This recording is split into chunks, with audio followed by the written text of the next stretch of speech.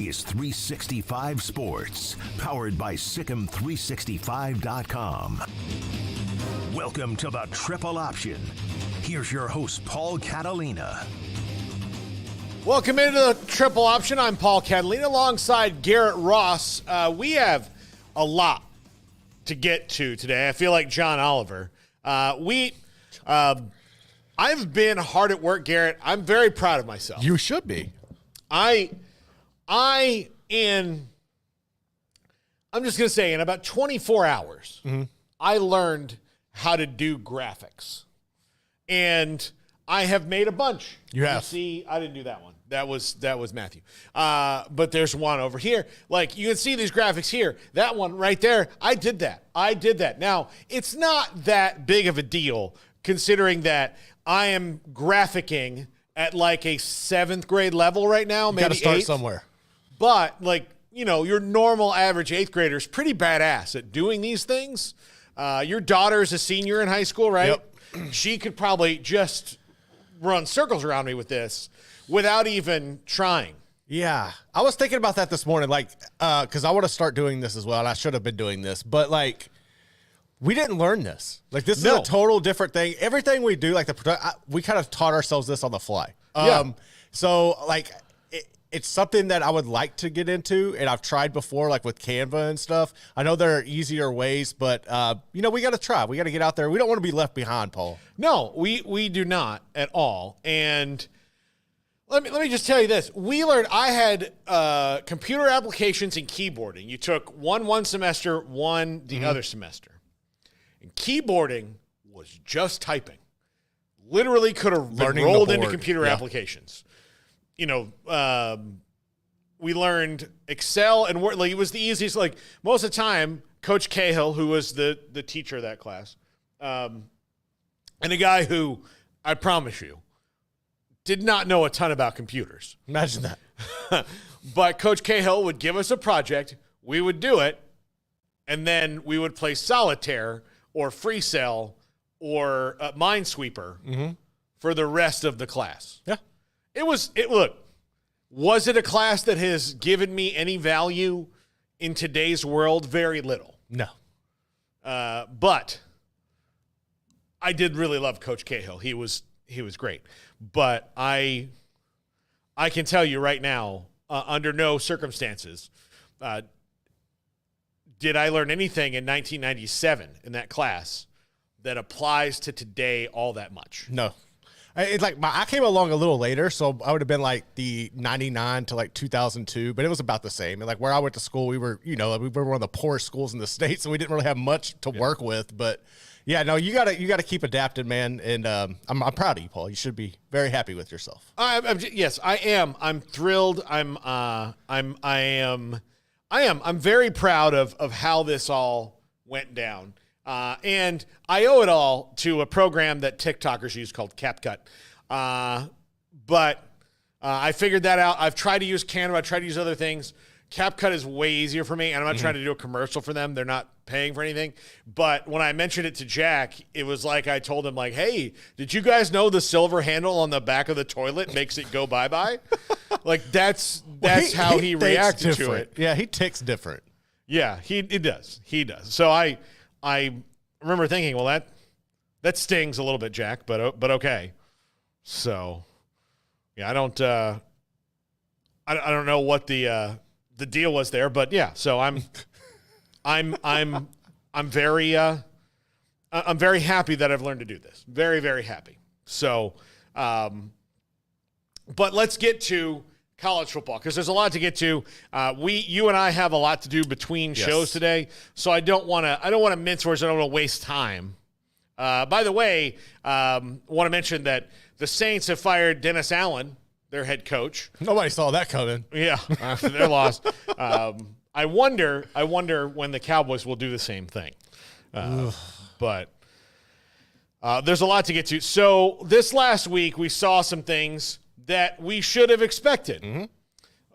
We should expect James Franklin to not win big games. Correct. I'm not going to get into the stats right now because I don't want to ruin the badass graphics I made for the main show. But James Franklin against anybody who is perceived, at least before the game, to be better than them, has a win. One. Like, they're really good at being average. Just good. Yeah. They're good. Look, Penn State's a good team. They're not a great team. No. And I don't know what it's going to take for them to become a great team. But they do not beat. And here's the other thing. We have all this realignment nonsense that's gone on. One of the things I'm loving the most about this year is that this has exposed, particularly SEC and Big Ten, to, hey, maybe, just maybe, you're like all the rest of us. Yes. Maybe you're just not all that great. Maybe you did a better job at selling yourself than the other conferences did, but let's make no bones about it. You get bigger TV ratings because you do have big fan bases and big audiences, and that's fine. And the SEC has earned this way more than the Big Ten, but particularly for the Big Ten, you guys have been Ohio State and everyone else until a year ago. Yep. And now you bring in Oregon. Guess what? Oregon's already winning that league. Yeah. Already winning that league, and already, to me, looks so much better than everyone else that's in it this year. Which is weird. I really thought, like, I knew Oregon would come in and hang, but you would think that they wouldn't dethrone, and I'm not saying, just like on the field, they dethroned Ohio State this 1 year. I thought it would take a few years for them to kind of come in. I thought they would be able to push Ohio State early on, but now that the way they've handled it this year has been really impressive, and you cannot sleep on the Ducks as like being the front runner of that league going forward. No, absolutely not. They are so good. And they, in my opinion, have by far the best coach of anybody going right now. Especially for this era. Yeah. I think the modern era, Dan Lanning is the dude you want to play for. Yeah, he's figured it out. Yeah. He's got it figured out. And if you keep going on, like if you keep like getting deeper and deeper into what Oregon's doing and like the tentacles they have and things, he was the guy they always needed because he was a guy who surprisingly wasn't looking out the door. Right. Yeah. He wants to be there. He wants to be there. He would be the Alabama coach if he wanted to be. Yeah. He would be the A&M coach if he wanted to be. He would be like, there would be, of the jobs that were open last year, all of which have more money than Oregon. I know Oregon has Phil Knight, but Oregon has Phil Knight and then not a lot else. Right. Bama and A&M and schools like that, Georgia, they got oil money. They may not have a lot of Phil Knights, but they have a lot of smaller Phil Knights, right? Or they might have a Phil Knight wealth-wise and then a bunch of smaller ones. Like Texas has so many. Ohio State has so many, right? Oregon's a pretty small school as it goes, and they have Phil Knight. That's a big deal because it's Nike, and then you can attract athletes because of Nike. But when it comes to, you can't just always go to the one well. Right. Right? You have to, like, that's why. You kind of saw that with Oklahoma State, right? Like, you just had T-Boone, and then once he was gone. Yeah. I mean, you can't just keep going to, like, Texas has many wells to go to. Right. If one dries up temporarily because he's mad about, you fired this assistant coach that he liked, or, the kid that went to his high school, never started at quarterback, and he's going to be mad until that coach is gone. Well, guess what? There's two more that didn't like that guy in the first place. Right. He's not going to give you his $1 million. We'll give you $2 million. I got you. Yeah. We got it. But not every school has that. Dan Lanning is the dude there. But I think the Big Ten's been totally exposed over, all right, you're Ohio State. Yes, Michigan finally came up, but then Harbaugh leaves, and Michigan's right back to, like, they're exactly back where they were. Yep. Everybody else is, very cyclical in the Big Ten, just like the rest of the country. Okay? You are Ohio State and everyone else. Yep. And so, unfortunately for Washington, had they been able to go in and, with Kalen DeBoer and not have to make a coaching change, that might be a little bit better, but even still, even if Kalen DeBoer comes back, Parker Brailsford, the only starter that would have been there, right? Like, the only one. And he's now at Alabama with Kalen DeBoer. The rest were all graduating and going to the pros because Kalen DeBoer built one hell of a team. So there was going to be a drop-off there for Kalen DeBoer or now for Jed Fish. USC, frauds. I mean, they've got Lincoln Riley he's in trouble. He's flailing. Like right now, he is flailing. So, and UCLA, in spite of the win over Nebraska, which I cannot believe happened. I cannot believe that happened. Pissed, man. Oh, man. Of all the losses Nebraska's taken this year, of the 4, they're 5-4 right now. That was the one. That one is the one that stings the most. But if you go back to Illinois, that's the one that I feel like they maybe let their momentum get away. Yeah, if they don't lose to Illinois, they probably don't lose to UCLA, because then that little demon doesn't get in there. Mm. Indiana is its own thing. Ohio State's its own thing. But those two kind of live in a little category together of, you should have probably got this. Should have definitely. You should have probably got this one. Over on that, they've got 3 games to try to find a win to get to a bowl game, which I think that they will against. They these should teams. be able to. But I was playing well on offense. Now Caleb Johnson's really tough to stop, and so. But all that being said, they're getting $90 million on their TV deal. All right, fine, but don't pretend to me like there's better football being played in the Big Ten than anywhere else. No. Because it's not. No.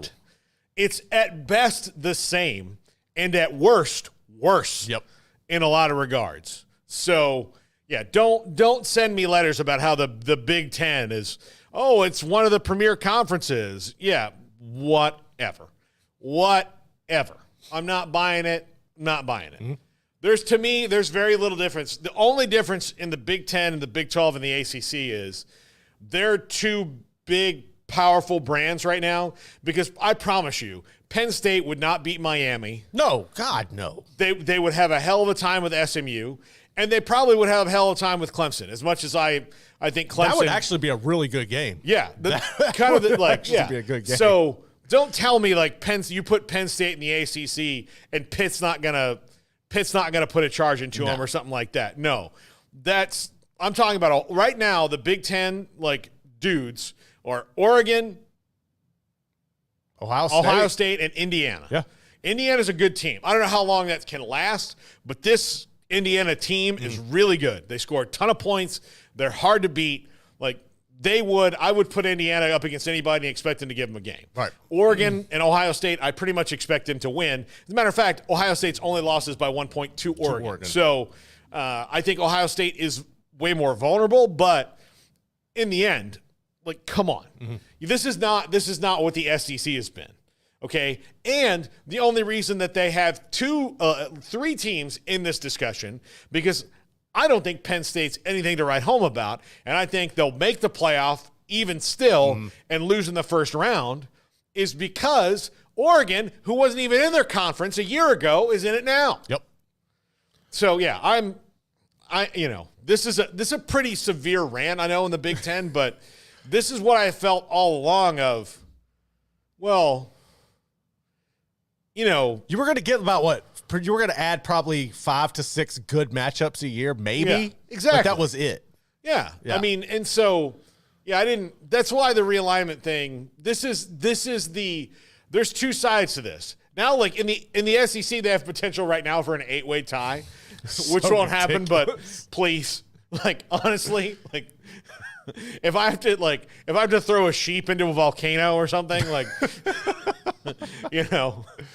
I'll do that. I'm all for it. Just please, I would love to see. I want to see the tiebreakers used to the last tiebreaker in all these leagues because of realignment. Yeah. I think it's what they deserve. It is what they deserve. It's what they deserve. The most chaos as possible. Yes.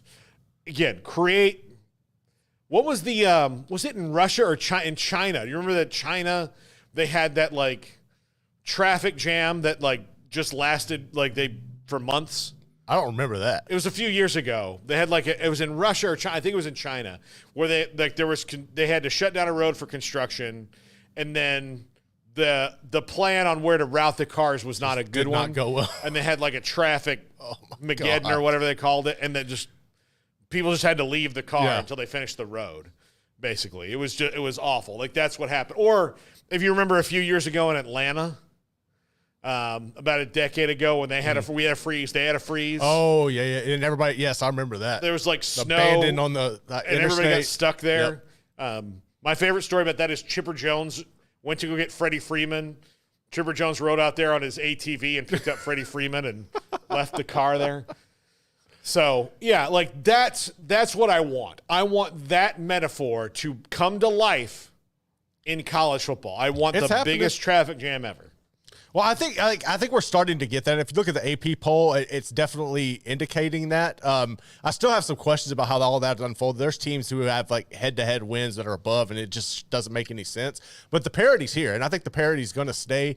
I think also like it's catching up to we've talked about it, but the rosters, you're not able to hoard the players. You're seeing more talent go out. I think you're going to see more and more programs year in and year out, like Indiana, where you have these teams who just kind of get hot at the right time and have big seasons. And I think you could look at it like you did last year, where Florida State was that team, kind of like Indiana, and then you just weren't able to sustain it. But I think this is kind of the new landscape of college football. I'm interested to see how many people can capitalize off it. And then does it change when all the NIL and everything goes in-house and then the schools are required for everything? Does that bring more I wouldn't say like does that benefit the Blue Bloods more than it used to? Does that kind of counteract the parity we're starting to see? I think it will a little bit, because they can say, well, we're going to give the full this amount. Yeah. And some schools are like, well, we can only give, only do this. You're going to give the 22%, we can only do 17. Yeah. But ultimately, there's only so many people you can put on a roster. Mm-hmm. And,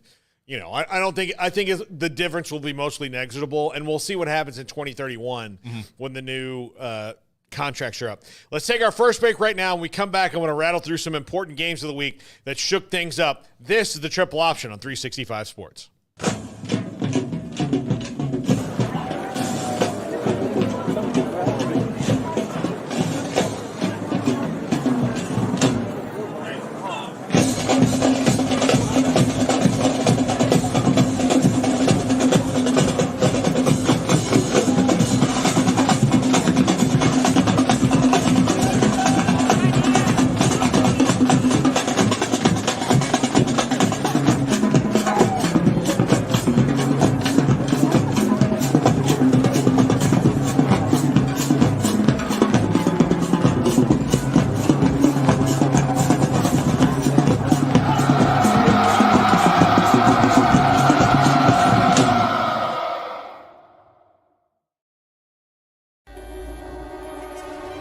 This is 365 Sports, powered by Sikkim365.com.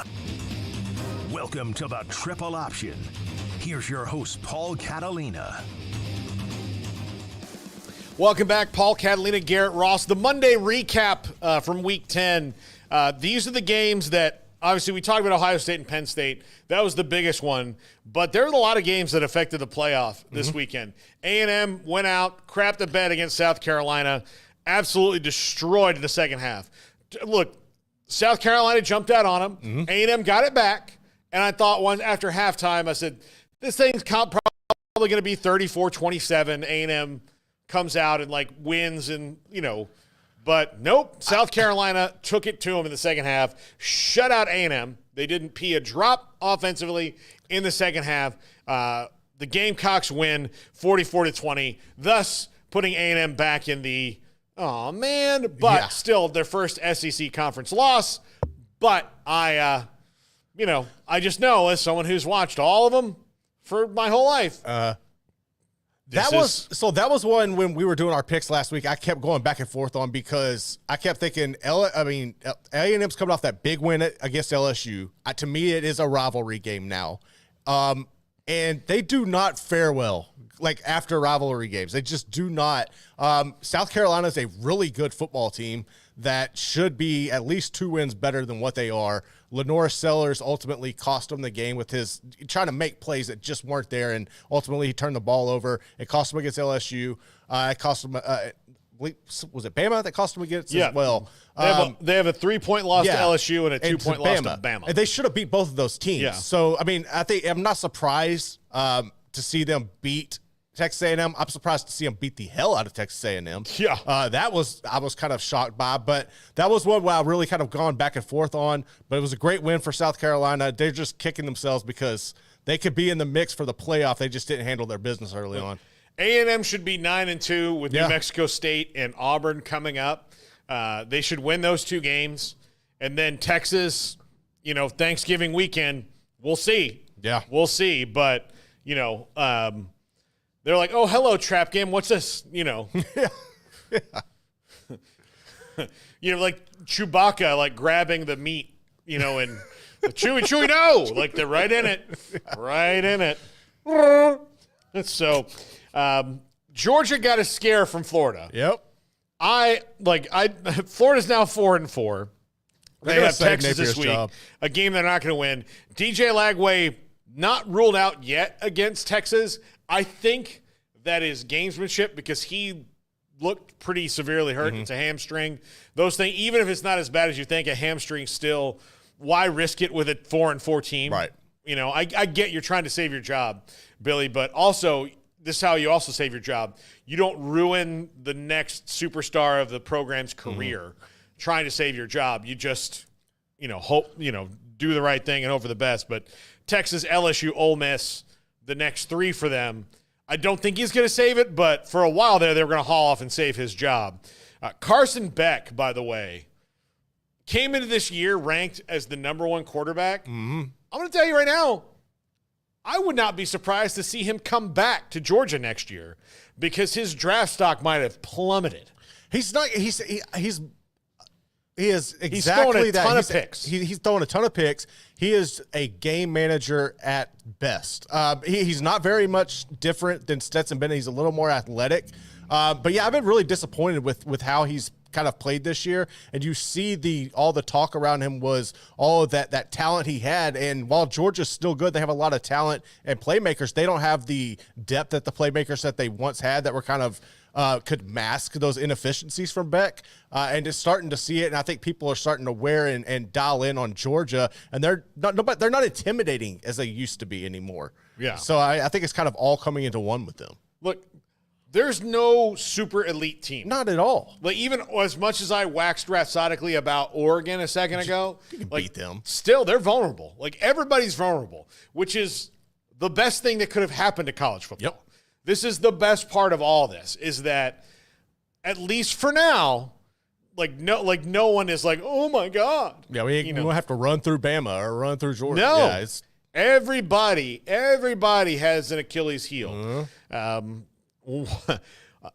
Iowa State. I knew this would happen eventually, and I knew it would happen just this way.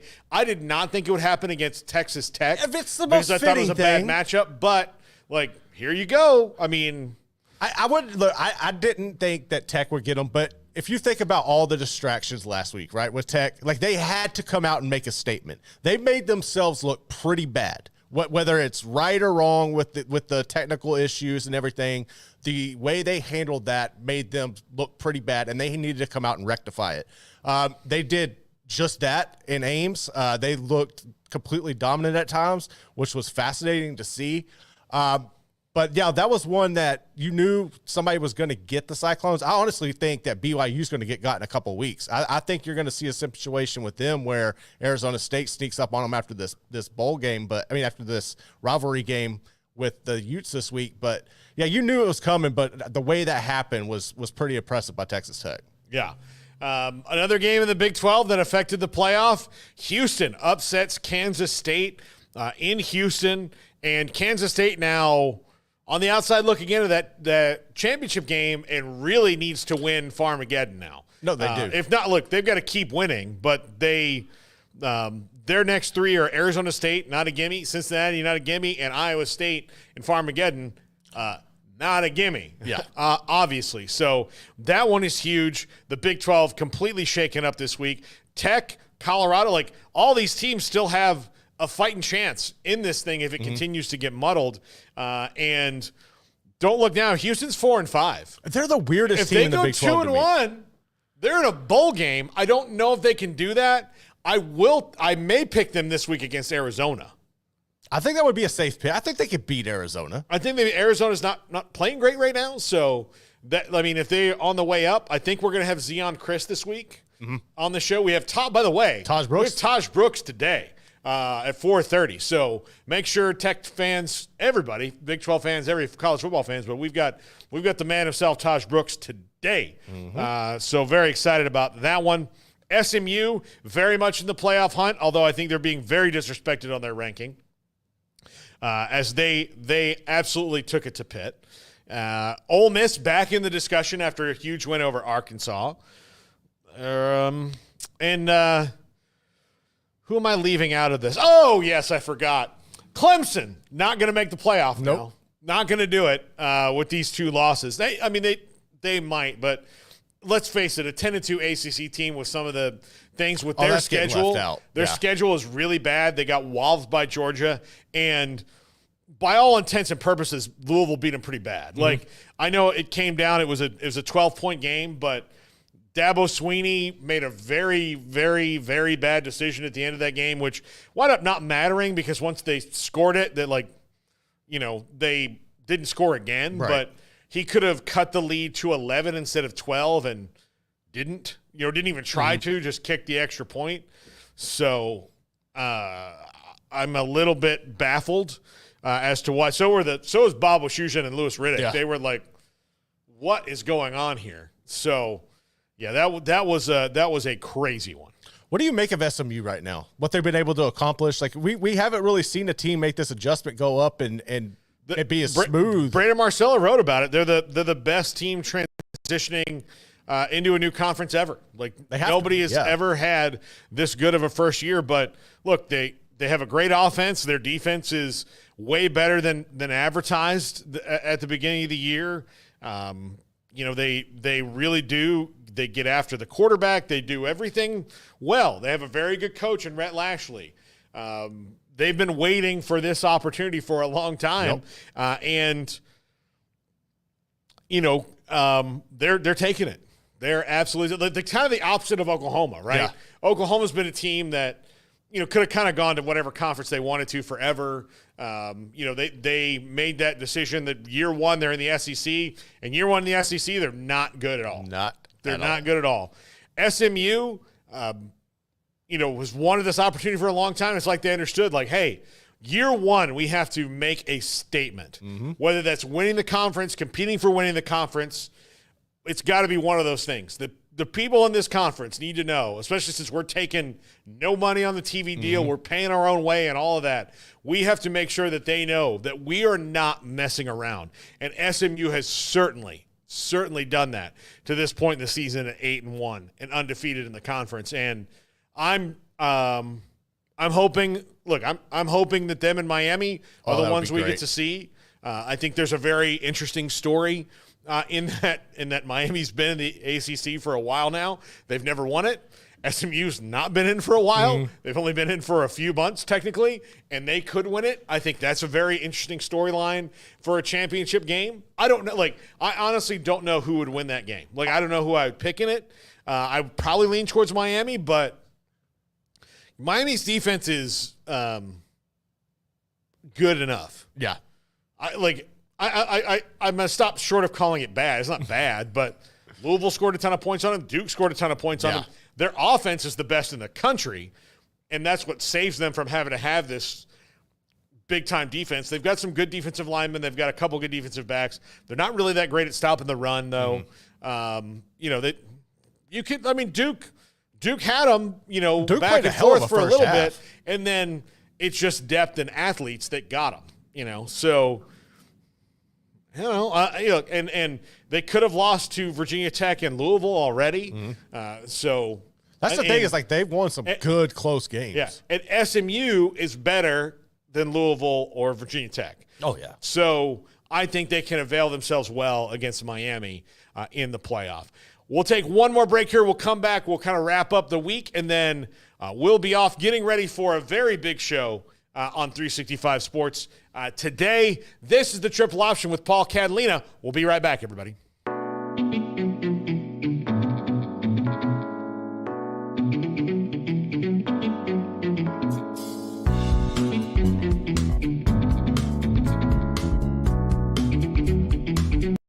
Fantasy Sports EVO, the next evolution of daily fantasy sports. Tired of traditional fantasy sports where you spend hours upon hours studying individual players? EVO's unique team-based platform makes it easier than ever for all sports fans to play. No need to know individual players. Just choose your contest, select your teams, and enjoy the game. Whether you access our website from a desktop, mobile device, or the app, the experience is the same. EVO is for all sports fans. Join Fantasy Sports EVO and experience the evolution. This is 365 Sports, powered by Sikkim365.com. Welcome to the Triple Option. Here's your host, Paul Catalina. Welcome back, Paul Catalina, Garrett Ross. Garrett, it's our favorite time of the year when it comes to college football. It's where the playoff committee gets together and they sit in a room and they tell us things that don't matter for a whole month. And then at the end of that month, they'll tell us something that does matter that most of us will be mad about. Yep. So, there were a bunch of us who were mad about a lot of things. Now, 8 less people will be mad. So, in reduction of fan bases mad per year, you have gone down by 8. Yep. As opposed to all of them. Even the ones who are like number 2 are like, no, we should be the number 1. Yep. Are you telling me we're not better than Washington? Okay.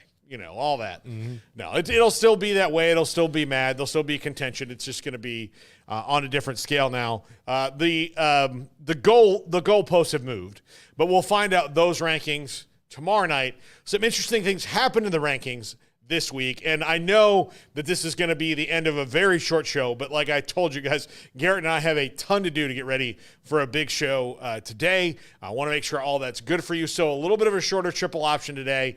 And if you've been watching on Fridays when I do the show without Smokey and Craig, we have a regular guest named Peyton Soysher of rankingsrightnow.com. Yep. Now that it is playoff rankings week, this is what he's been working for with this algorithm and the site for all this time. So every day at the end of the show, we're going to show you a short video as we end and we say goodbye from Peyton Soysher. Monday through Thursday, he's going to do this for us. And you'll see, kind of the things he's pointing out on the rankings. So you're going to see that from Peyton. Tomorrow there'll be another one. Wednesday he'll react to the rankings. All of that's coming up. It'll be short, nice, short, and sweet. So you can share these with your friends. Create discussion topics. Have that barbershop, water cooler, lunchroom, coffee pot talk about the rankings. But this is going to be Peyton Soysher for Rankings Right Now. Thank you so much for watching the Triple Option. We'll have a longer show tomorrow with Royden, but Peyton Soysher Rankings Right Now gives us his thoughts on some of the things from this weekend of games as they apply to the rankings and what Rankings Right Now thinks could happen tomorrow night. This is the Triple Option with me, Paul Catalina, and Garrett Ross. Thank you so much. We'll see you tomorrow.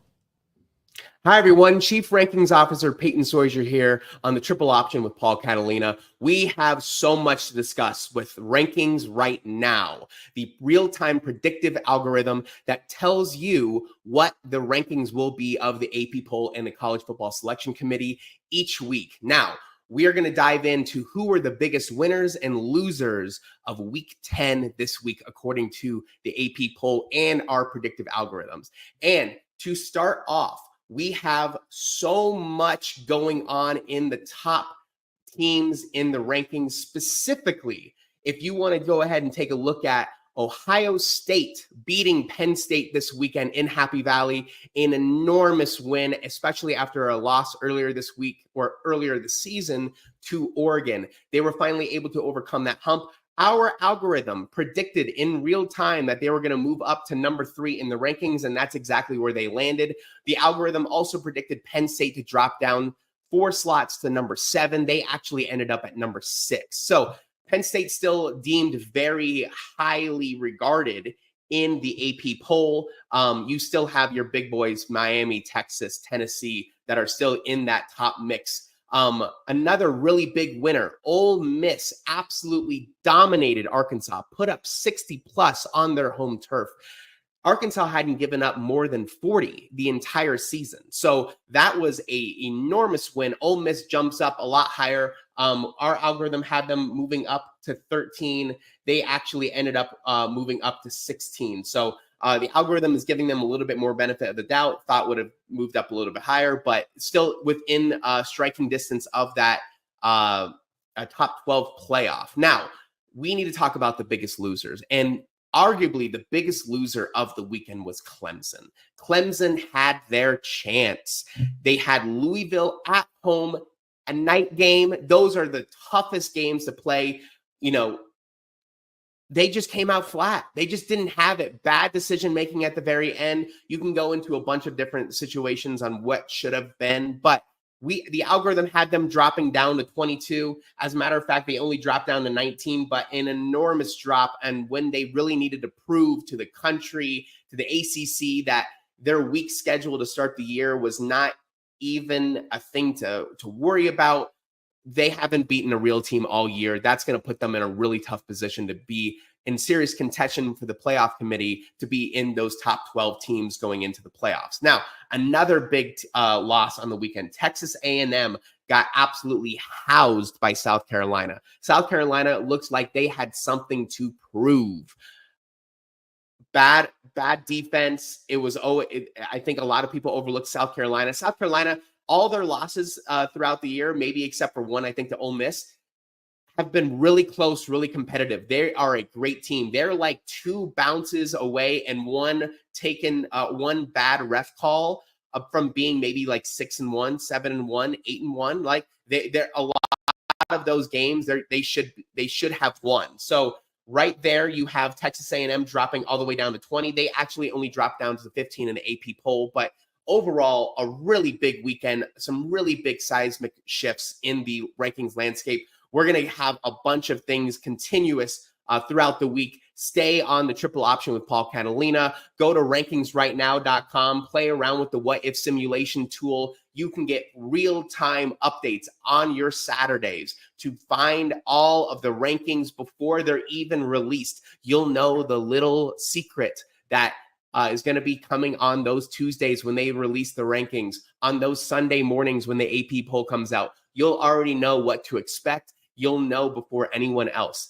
Thanks for joining. I'm Chief Rankings Officer Peyton Soysher on the Triple Option with Paul Catalina.